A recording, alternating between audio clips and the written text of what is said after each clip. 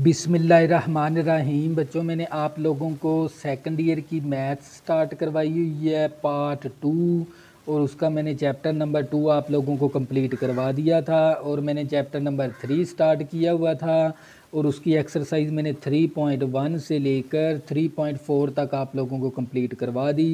आज हम स्टार्ट करेंगे एक्सरसाइज 3.5, और ये 3.5 है, ये भी इंटीग्रेशन के ऊपर है, लेकिन इसके अंदर आपने एक नया काम करना होता है।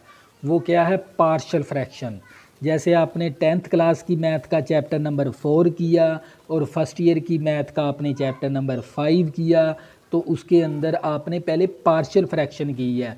तो पार्शियल फ्रैक्शन का मतलब होता है जज़वी कसरें, और जज़वी कसरें आपने किस तरह हल करनी है ये सीखना है इसके अंदर आपने, क्योंकि सबसे पहले आपने इसकी पार्शियल फ्रैक्शन करनी है इस एक्सरसाइज के अंदर, और इसके बाद आपने क्या करना है? इंटीग्रेशन मालूम करनी है। तवज्जो करिएगा। तो बच्चों, हमारे पास इसके अंदर है ना, जज़वी कसरें के अंदर पार्शियल फ्रैक्शन के अंदर आपने आइडेंटिटी फॉर्म बनानी होती है। और आइडेंटिटी फॉर्म का मतलब होता है ममासलत। ममासलत बनाने के ना हमारे पास टोटल है ना 4 केस हमने पढ़े थे 10th क्लास की मैथ के अंदर, और फर्स्ट ईयर की मैथ के अंदर पार्शियल फ्रैक्शन के हमने 4 मेथड पढ़े थे। वो 4 मेथड की हमने ना आइडेंटिटी फॉर्म बनाने का तरीकाकार सीखा था, लेकिन हम दोबारा रिपीट करेंगे। केस नंबर 1 है आइडेंटिटी फॉर्म बनाने का, non repeated linear factor. Linear कहते हैं यकदर्जी फैक्टर को। देखो, x के ऊपर पावर 1 है, तो ये कौन सा फैक्टर है? यकदर्जी फैक्टर। तो यकदर्जी फैक्टर की हम क्या बनानी सीखेंगे? आइडेंटिटी फॉर्म यानी ममासलत। तो ममासलत बनाने के हमने यहाँ पर 4 केस, मेजर 4 केस आप लोगों ने पढ़ने हैं इसके अंदर, तवज्जो से। तो ये देखें, ये नॉन रिपीटेड का मतलब है ये तीनों फैक्टर है ना आप लोगों के पास लीनियर, लेकिन ये डिफरेंट हैं, इसीलिए इसको कहते हैं नॉन रिपीटेड लीनियर फैक्टर। तो इसकी आइडेंटिटी फॉर्म कैसे बनाएंगे? a ओवर पहला linear factor plus b over दूसरा linear factor plus c over तीसरा लीनियर फैक्टर। इसके बाद है हमारे पास case number 2, repeated linear factor. ये देखें, x के ऊपर पावर कितनी है? 1। तो ये तो है लीनियर फैक्टर, लेकिन ऊपर होल की पावर आ गई, तो इसीलिए इसको कहते हैं रिपीट होने वाला यकदर्जी फैक्टर, लीनियर फैक्टर। तो a ओवर लीनियर फैक्टर की power 1 plus b over linear factor की power 2 plus c over linear factor की पावर 3। इसकी ये था हमारे पास केस नंबर 2। इसी तरह हम करेंगे case number 3, non repeated quadratic factor यानी 2 दर्जी फैक्टर। 2 दर्जी फैक्टर क्या? देखो, x के ऊपर पावर कितनी है? 2। तो ये कौन सा फैक्टर है? 2 दर्जी फैक्टर है। तो 2 दर्जी को कहते हैं क्वाड्रेटिक फैक्टर। तो ये भी क्वाड्रेटिक फैक्टर है, ये भी क्वाड्रेटिक फैक्टर है, नॉन रिपीटेड है। ये दोनों ही डिफरेंट है हमारे पास, यानी एक जैसे नहीं है। तो ये हमारे पास ax प्लस बी ओवर पहला quadratic factor plus cx plus D और दूसरा क्वाड्रेटिक फैक्टर। तो ये था हमारे पास केस नंबर 3। इसी तरह केस नंबर 4 है हमारे पास रिपीटेड क्वाड्रेटिक फैक्टर यानी 2 दर्जी फैक्टर, दोहराया जाने वाला। तो ये देखें, x की पावर 2 है, तो ये कौन सा फैक्टर है? क्वाड्रेटिक। ऊपर होल की पावर आ गई, तो इसीलिए तो इसको कहते हैं रिपीटेड, दोहराए जाने वाला 2 दर्जी फैक्टर। तो इसकी आइडेंटिटी फॉर्म कैसे बनेगी? ax प्लस बी और क्वाड्रेटिक फैक्टर की power 1 plus cx plus D और क्वाड्रेटिक फैक्टर की पावर 2। तो बच्चों, ये आप लोगों ने 4 केस पार्शियल फ्रैक्शन के अंदर आप सीख चुके हो मैटर के अंदर। अगर आपके पास अभी नॉलेज नहीं है इसका पार्शियल फ्रैक्शन का, तो ये मेरे पास मैंने 4 केस लिखे हुए हैं। इन केसों को मद्देनज़र रखते हुए आपने पहले क्वेश्चन की पार्शियल फ्रैक्शन करनी है, इसके बाद आपने इंटीग्रेशन लेनी है। तो बच्चों, हम चलते हैं एक्सरसाइज की तरफ, तवज्जो करिएगा। मैंने क्वेश्चन नंबर 1 ले लिया। क्वेश्चन नंबर 1 क्या हमारे पास? Integration 3x plus 1 over x² minus x minus 6 into d x. तो ये दो वैल्यू क्या हो रही है आप लोगों के पास, तकसीम हो रही है, डिवाइड हो रही है। तो इसके ऊपर कौन सा रूल पहले चेक करना पड़ेगा, कोशेंट रूल। कोशेंट रूल क्या होता है, नीचे वाले का डेरिवेटिव ऊपर मौजूद होना चाहिए, नीचे वाले फंक्शन का, ये सारे फंक्शन का डेरिवेटिव है ना ऊपर मौजूद होना चाहिए। जब मैं इसका डेरिवेटिव लेता हूँ ना नीचे वाले फंक्शन का, एक्स स्क्वायर का क्या आ जाएगा 2x, और x का क्या आ जाएगा -1, और 6 का क्या आ जाएगा 0। तो ऊपर डेरिवेटिव क्या होना चाहिए था 2x - 1, जबकि हमारे पास है 3x + 1। तो लिहाजा नीचे वाले का डेरिवेटिव ऊपर मौजूद नहीं है। तो ये फ्रैक्शन को हम क्या करवाएंगे, पहले पार्शियल फ्रैक्शन इस कसर को। तो पार्शियल फ्रैक्शन के लिए ये हमारे पास नीचे वाली रकम के हमारे पास लीनियर फैक्टर या क्वाड्रेटिक फैक्टर होना चाहिए। तो ये हमारे पास असल में कौन सा फैक्टर है, क्वाड्रेटिक इक्वेशन है। तो ये लीनियर बन सकते हैं, यानी हमारे पास लीनियर हो सकते हैं, यानी दो फैक्टर बन सकते हैं लीनियर, जब हम इसकी क्या करवाएंगे फैक्टराइजेशन। तो मैंने फैक्टराइजेशन करवा दी, x² - x - 6 पहली रकम और आखिरी रकम को मल्टीप्लाई करवाएंगे तो माइनस का 6x² आ जाएगा। तो मल्टीप्लाई करने से हमारे पास, हमने फैक्टराइजेशन के अंदर एक ऐसा जोड़ा ढूंढना होता है जो ज़रब कराए, ज़रब करने से मल्टीप्लाई करने से हमारे पास ये वैल्यू हासिल हो, और प्लस या माइनस करने से ये वैल्यू हासिल हो हमारे पास -x। तो हम इसका जोड़ा ढूंढेंगे, 2 ज़रबे 3, इस दोनों के साथ x भी लगा दिया, तो 3 के साथ माइनस लगा दिया। जब मैं इस जोड़े को मल्टीप्लाई करवाऊँगा तो मेरे पास हासिल हो जाएगा -6x²। जब मैं इसको प्लस करवाऊंगा तो मेरे पास हासिल हो जाएगा -x। तो अब क्या करेंगे, इस -x की जगह ये वाला जोड़ा लगा देंगे, ये -6 इसी तरह, x² भी इसी तरह। इन दोनों में से क्या लेंगे, कॉमन। कॉमन का मतलब होता है मुश्तरक। इन दोनों में से कॉमन क्या आ जाएगा x। तो एक x कैंसिल, x आ गया, x के साथ कैंसिल होके 2 आ जाएगा।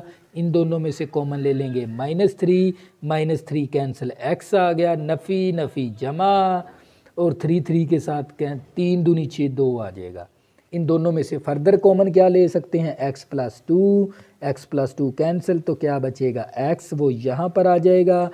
तो x + 2 कैंसिल, तो क्या बचेगा -3, वो यहाँ पर आ जाएगा। इसके बाद बच्चों मैंने ये दो क्या बना लिए, लीनियर फैक्टर। इसके नीचे मैंने लिख दिए लीनियर दो फैक्टर। अब इसकी बना सकते हैं हम आइडेंटिटी फॉर्म। आइडेंटिटी फॉर्म कैसे बनेगी, a/, पहला लीनियर फैक्टर + b/, दूसरा लीनियर फैक्टर।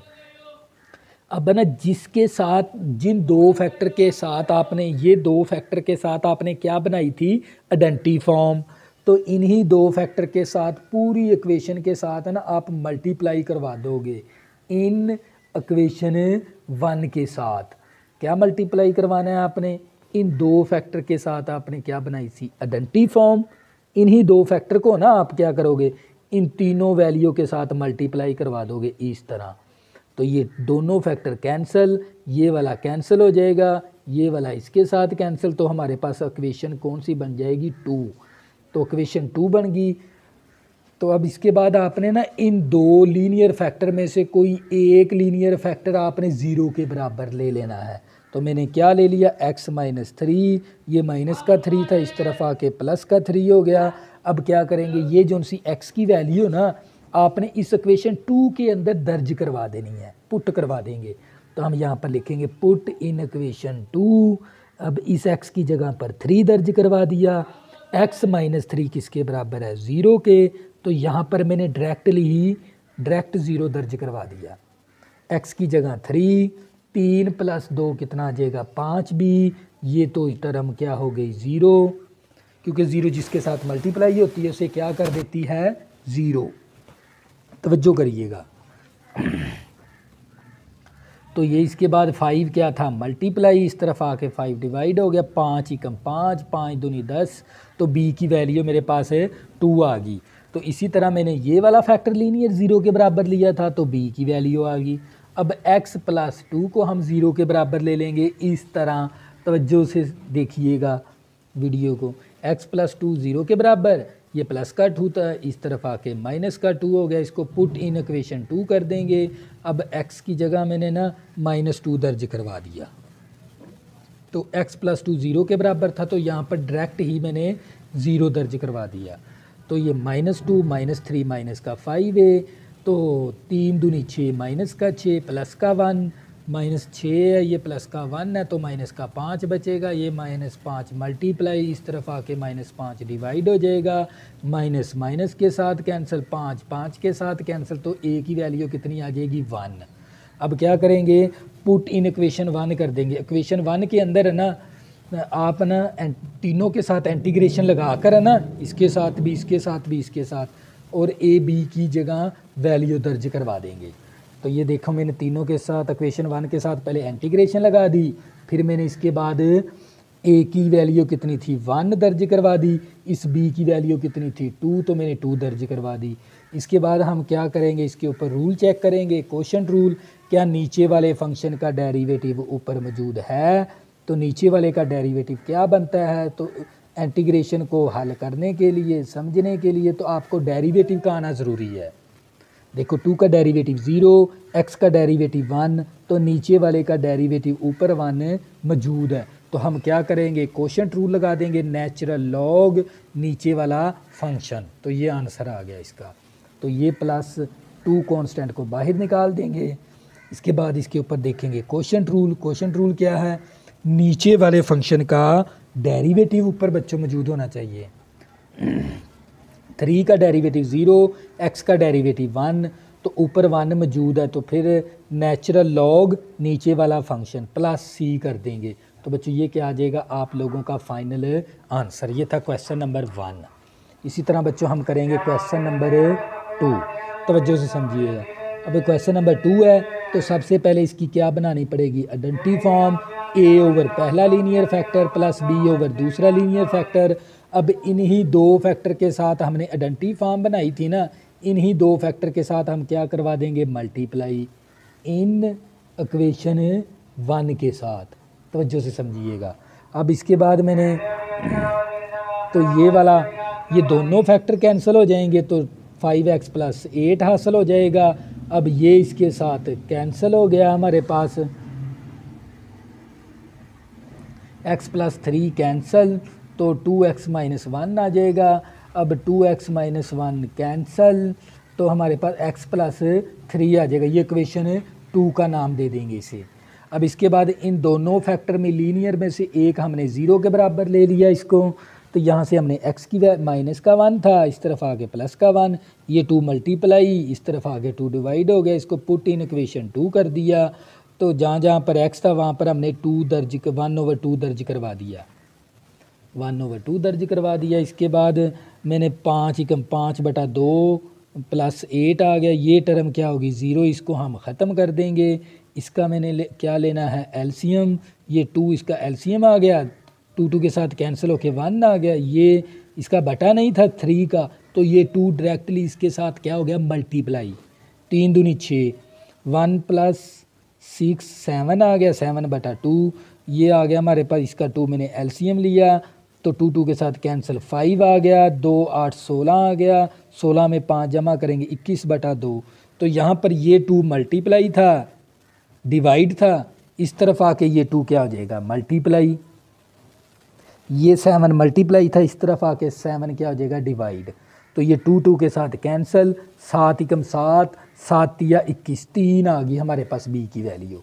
इसी तरह मैंने अब ये वाला x + 3 मैंने 0 के बराबर ले लिया, ये वाला लीनियर फैक्टर 0 के बराबर ले लिया, प्लस का 3 माइनस का 3, इसको पुट इन इक्वेशन 2 कर देंगे। जहाँ जहाँ पर x था वहाँ पर मैंने -3 दर्ज करवा दिया इस इक्वेशन 2 के अंदर।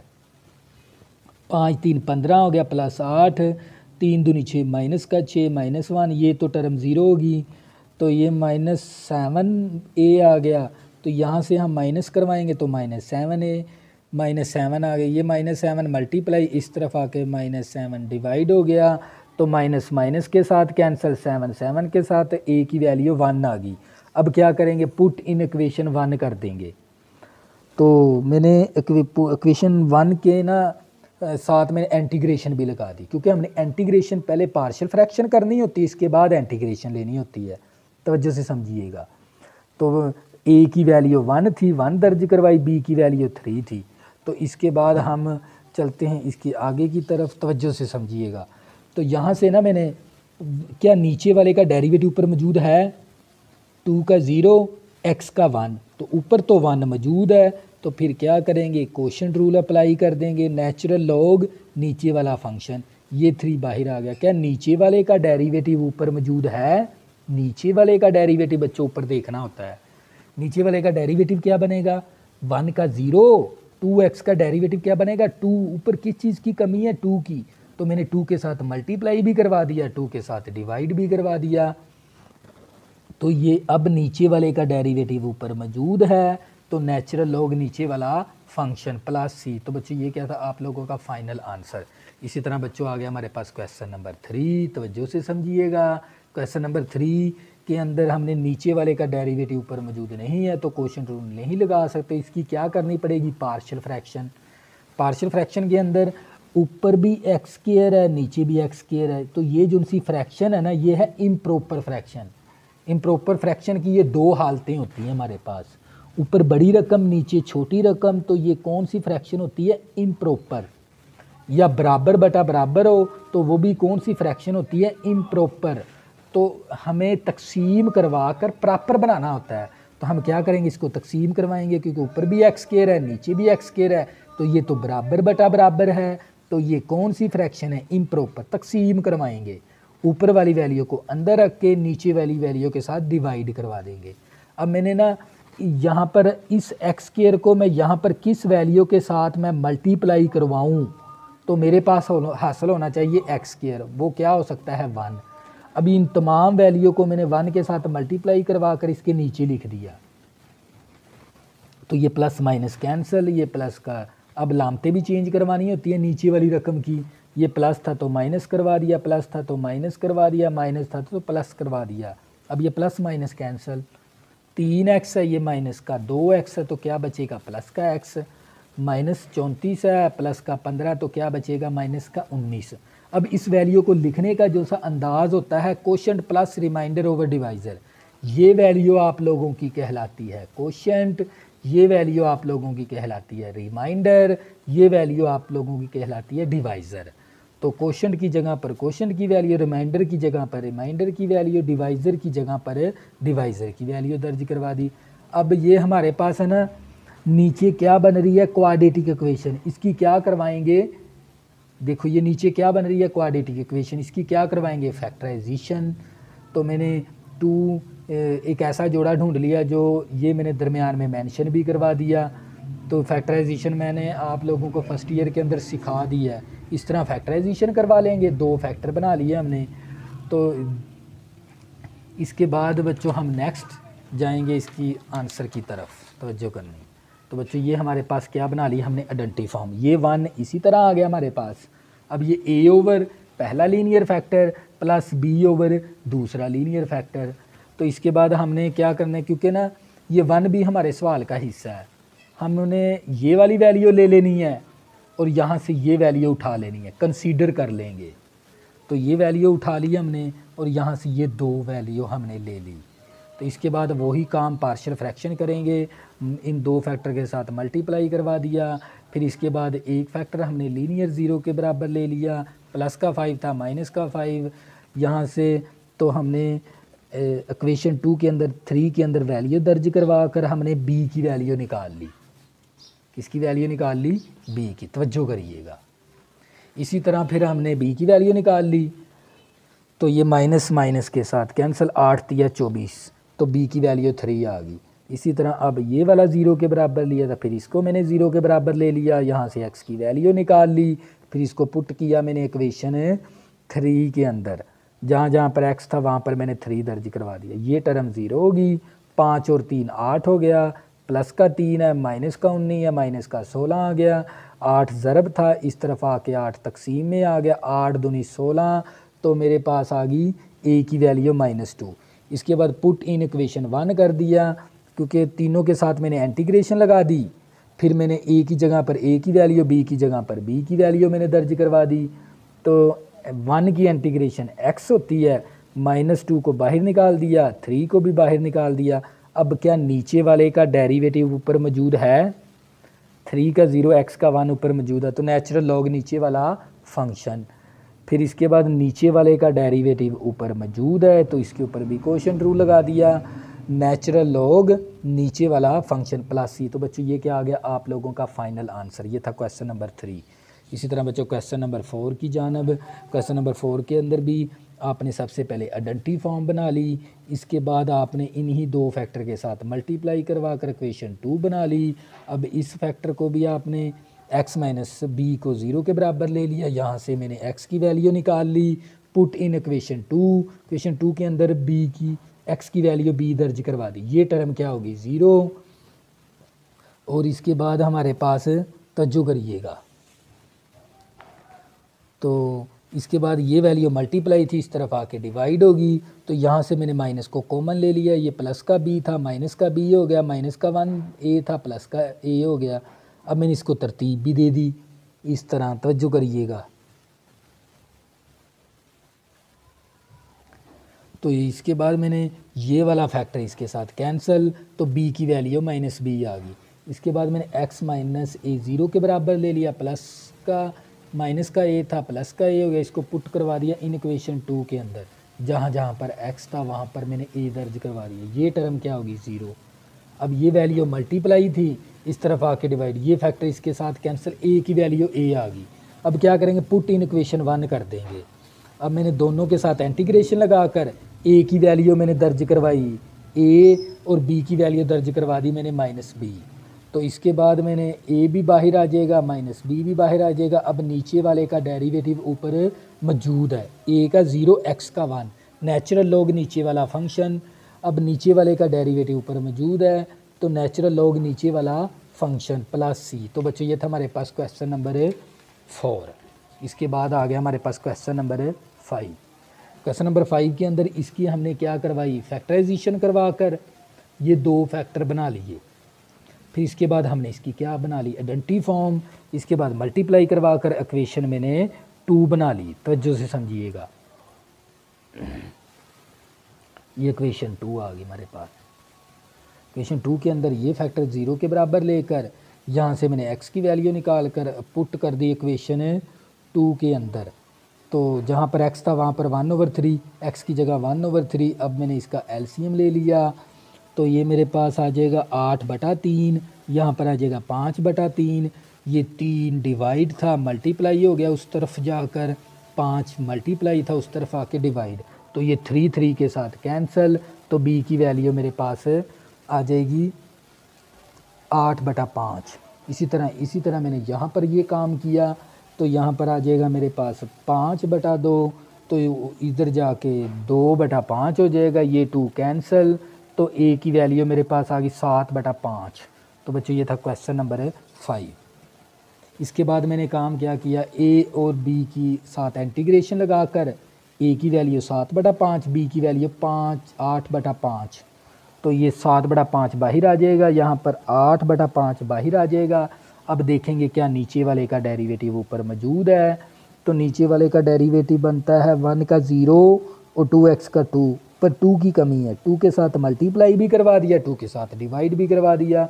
इसी तरह यहाँ पर -3 की कमी थी, -3 के साथ मल्टीप्लाई, -3 के साथ डिवाइड, तो ये 7 आ गया, 5 दूनी 10 आ गया। अब नीचे वाले का डेरिवेटिव ऊपर मौजूद है, तो नेचुरल लॉग नीचे वाला फंक्शन, ये 8 आ गया, जमा नफ़ी हो गया, 5 3 15, नेचुरल लॉग नीचे वाला फंक्शन। तो बच्चों ये क्या था आप लोगों का फाइनल आंसर, ये था क्वेश्चन नंबर 5। इसी तरह क्वेश्चन नंबर 6, क्वेश्चन नंबर 6 का जो आंसर है ना हमारे पास, अब देखेंगे सबसे पहले क्वोशिएंट रूल। देखो नीचे वाले का डेरिवेटिव ऊपर मौजूद, एक्स स्क्वायर का क्या आ जाएगा 2x, a स्क्वायर का आ जाएगा 0। देखो ऊपर 2x मौजूद है, तो नेचुरल लॉग नीचे वाला फंक्शन। अगर शॉर्ट क्वेश्चन के आ जाए ना, तो आपने डायरेक्ट क्वोशिएंट रूल लगा देना है यहाँ पर। अगर वो कहता है पार्शियल फ्रैक्शन के तरीके से करो, तो आपको पता है a square minus b square है, यहाँ पर 2 लीनियर फैक्टर बना लिए, a ओवर पहला लीनियर फैक्टर, b ओवर दूसरा लीनियर फैक्टर। तो इसी तरह आप क्या करोगे, इसकी वो ले लोगे पार्शियल फ्रैक्शन करके, फिर ए बी की वैल्यू निकाल कर इंटीग्रेशन ले लोगे, तो आपका आंसर आ जाएगा। अगर शॉर्ट क्वेश्चन के अंदर आ जाए तो इतना ही काम करना है, लॉन्ग आ जाए फिर आपको इस तरह काम करना पड़ेगा, अगर वो कहता है तो फिर आपने करना है। लो बच्चों, हमारे पास आ गया क्वेश्चन नंबर 7, तवज्जो करिएगा। क्वेश्चन नंबर 7 हमारे पास है, नीचे हमारे पास क्वाड्रेटिक इक्वेशन है, तो इसकी आप लोगों ने करवानी है फैक्टराइजेशन इस तरह। तो माइनस का 24x² बने, ऐसा जोड़ा ढूंढना है जो ज़रब करने से ये वैल्यू बने, प्लस माइनस करने से 5x बचे। तो ये जोड़ा हमने ढूंढ लिया, यहाँ पर मेंशन भी करवा दिया। फिर यहाँ से हमने 2 लीनियर फैक्टर ढूंढ लिए। अब इसके बाद आपने बनानी है डंटी फॉर्म, a ओवर पहला लीनियर फैक्टर, b ओवर दूसरा लीनियर फैक्टर। इसके बाद आपने मल्टीप्लाई करवा कर इक्वेशन 2 बना ली, जैसे हमने पीछे किए हुए क्वेश्चन। इसके बाद आप लोगों ने यहाँ पर इस फैक्टर को 0 के बराबर करके, तो यहाँ से आपने x की वैल्यू निकाल कर पुट कर देनी है इक्वेशन 2 के अंदर। जहाँ जहाँ पर x है वहाँ पर माइनस का 4/3 दर्ज करवा दी। ये सारी टर्म 0 होगी हमारे पास। एलसीएम लिया तो ये माइनस का 11/3, तो उस तरफ जाके ये हो जाएगा 3/11। उस तरफ जाके बच्चों क्या हो जाएगा, ये 3/11 हो जाएगा। इसी तरह यहाँ पर काम किया, इसका एलसीएम वगैरह ले लिया तो 11/2 आ गया। तो ये 11/2 उस तरफ जाके 2/11 हो गया। ए और बी की वैल्यू निकाल ली। इसके बाद हम क्या करेंगे, पुट कर देंगे इक्वेशन 1 के अंदर, दोनों के साथ इंटीग्रेशन लगाकर ए की जगह पर ए की वैल्यू, बी की जगह पर बी की वैल्यू। अब 1/11 को बाहर निकाल लिया, 2 को यहाँ पर ही रख लिया, और माइनस का 1/11 बाहर निकाल दिया और 3 को ऊपर रख लिया। अब नीचे वाले का डेरिवेटिव ऊपर मौजूद है, यहाँ पर भी नीचे वाले का डेरिवेटिव ऊपर मौजूद है। तो मैंने क्या किया, नेचुरल लॉग नीचे वाला फंक्शन, नेचुरल लॉग नीचे वाला फंक्शन और प्लस सी। अब 1/11 कांस्टेंट था, इसको बाहर निकाल लिया। इसके बाद ये दोनों नंबर क्या हो रहे थे, माइनस। तो लॉग की प्रॉपर्टी है, अगर 2 नंबर क्या होते हों माइनस, तो लॉग क्या करवा देता है, डिवाइड, इस तरह। तो बच्चों ये क्या आ गया आप लोगों का फाइनल आंसर। इसके बाद बच्चों हमारे पास आ गया क्वेश्चन नंबर 8। क्वेश्चन नंबर 8, ऊपर बड़ी रकम है नीचे छोटी रकम है, तो ये कौन सी फ्रैक्शन है, इम्प्रॉपर। इसको तकसीम करा के क्या बनाएंगे, प्रॉपर। तवज्जो करिएगा, तो ये मैंने तकसीम करवा दिया। तो मैंने 2x² को यहाँ पर किस वैल्यू के साथ मैं मल्टीप्लाई करवाऊँ, तो मेरे पास हासिल होना चाहिए 2x³। तो वो क्या हो सकता है, x। इस x को इन तमाम वैल्यू के साथ मल्टीप्लाई करवा के इसके नीचे लिख दिया मैंने इस तरह। इस x को मैंने जब मल्टीप्लाई करवाया, अब लामतें तब्दील करवानी होती है, प्लस है तो माइनस हो गया, माइनस है तो प्लस हो गया, माइनस है तो प्लस हो गया। अब ये भी कैंसिल, ये भी कैंसिल, तो ये माइनस का x है, ये माइनस का 2x है, तो क्या बचेगा, प्लस का x, और ये वाला -7 इसी तरह। अब इसको लिखने का अंदाज़ होता है quotient plus remainder over divisor. ये कोशेंट वैल्यू कहलाती है, ये वैल्यू आप लोगों की रिमाइंडर होती है, ये वैल्यू आप लोगों की डिवाइज़र होती है। तो इसके बाद बच्चों आपने क्या की, इसकी फैक्टराइजेशन कर दी इस तरह। इसकी फैक्टराइजेशन करके 2 फैक्टर बना लिए। इसके बाद आपने इसको इक्वेशन 1 का नाम दे दिया, ए ओवर पहला लीनियर फैक्टर, बी ओवर दूसरा लीनियर फैक्टर। तो इसके बाद आपने ना यहाँ से ये वैल्यू उठा लेनी है, यहाँ से ये वैल्यू उठा लेनी है, x को आपने छोड़ देना है। तो इसी तरह आपने ये काम पीछे भी हम कर चुके हैं, मल्टीप्लाई करवाना है। तो इसके बाद इक्वेशन 3 हासिल होगी हमारे पास।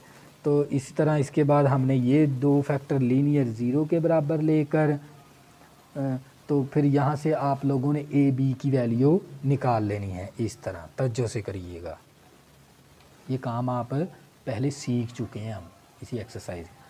ए बी की वैल्यू निकाल कर पुट इन इक्वेशन 1 कर दी, तो तीनों के साथ इंटीग्रेशन लगाकर ए की वैल्यू -1, बी की वैल्यू 3। तो ये जिसकी कोई पावर नहीं उसकी 1। यहाँ पर इस बेस का डेरिवेटिव साथ 1 मौजूद है, तो इसके ऊपर पावर रूल लगा दिया, पावर में ऊपर एक प्लस, यही पावर नीचे डिवाइड, माइनस को बाहर निकाल दिया। अब नीचे वाले का डेरिवेटिव ऊपर मौजूद है, तो ये 3 को बाहर निकाल कर, तो नीचे वाले का डेरिवेटिव 1 का 0, 2x का डेरिवेटिव क्या बनना था, 2 की कमी थी, 2 के साथ मल्टीप्लाई, 2 के साथ डिवाइड। अब नीचे वाले का ऊपर मौजूद नेचुरल लॉग नीचे वाला फंक्शन, नीचे वाले का डेरिवेटिव ऊपर मौजूद नेचुरल लॉग नीचे वाला फंक्शन प्लस सी। तो बच्चों ये था आप लोगों का क्वेश्चन नंबर 8। इसी तरह करेंगे क्वेश्चन नंबर 9। क्वेश्चन नंबर 9 के अंदर अब आपको 3 लीनियर फैक्टर दे दिए, इसकी मैंने आइडेंटिटी फॉर्म बनाई, इन्हीं 3 फैक्टर के साथ मैंने मल्टीप्लाई करवा कर इक्वेशन 2 बना ली। अब बारी बारी मैंने ये x-1 को 0 के बराबर लेकर मैंने a की वैल्यू निकाल ली 1। इसी तरह फिर दूसरा फैक्टर मैंने 0 के बराबर लेकर इस तरह, तो मैंने किसकी वैल्यू निकाल ली यहाँ से b की वैल्यू। इसी तरह फिर तीसरा लीनियर फैक्टर 0 के बराबर लेकर मैंने किसकी वैल्यू निकाल ली c की, मैंने c की वैल्यू निकाल कर इसके बाद पुट इन इक्वेशन मैंने कर दिया 1 के अंदर। x की वैल्यू 1, a की वैल्यू 1 है, b की 1 है, c की 1 है, वैल्यू दर्ज करवा कर नीचे वाले का डेरिवेटिव ऊपर मौजूद है, तो नेचुरल लॉग नीचे वाला फंक्शन, नीचे वाले का डेरिवेटिव ऊपर मौजूद है, नेचुरल लॉग नीचे वाला फंक्शन, नीचे वाले का डेरिवेटिव ऊपर मौजूद है, नेचुरल लॉग नीचे वाला फंक्शन प्लस c। तो ये था हमारे पास क्वेश्चन नंबर 9। इसके बाद करेंगे क्वेश्चन नंबर 10। तवज्जो से करिए, समझिएगा।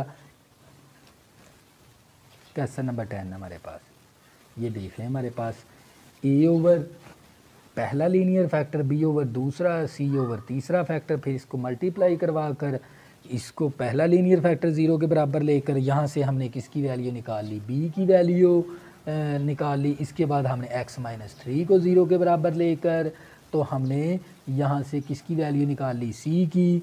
तो इसके बाद हमारे पास रह जाए तो फिर हमने x को 0 के बराबर ले लिया, इस तरह 0 के बराबर लेकर फिर हमने a की वैल्यू भी निकाल ली। अब क्या करेंगे, पुट इन इक्वेशन 1 कर देंगे, a b की वैल्यू दर्ज करवा दी a b c की।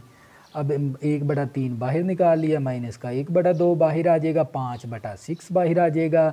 अब नीचे वाले का ऊपर मौजूद नेचुरल लॉग नीचे वाला फंक्शन, नीचे वाले का डेरिवेटिव ऊपर मौजूद, नेचुरल लॉग नीचे वाला फंक्शन, नीचे वाले का डेरिवेटिव ऊपर मौजूद है, नेचुरल लॉग नीचे वाला फंक्शन, कोशेंट रूल लगा दिया। तो बच्चों ये इस एक्सरसाइज के अंदर मैंने क्वेश्चन नंबर 1 से लेकर क्वेश्चन नंबर 10 आप लोगों को समझाए हैं, और मैंने आपको पार्शियल फ्रैक्शन की आइडेंटिटी फॉर्म बनाने का तरीकाकार भी मैंने सिखा दिया है। नेक्स्ट हम वीडियो के अंदर क्वेश्चन नंबर 11 से ऑन वर्ल्ड चलेंगे। तो बच्चों अगर आपने अभी तक मेरे चैनल को सब्सक्राइब नहीं किया, प्लीज़ इसको सब्सक्राइब कर लें ताकि आने वाली न्यू वीडियो आपको आसानी के साथ मिल सकें। अल्लाह हाफ़िज़, दुआ में ज़रूर याद रखना।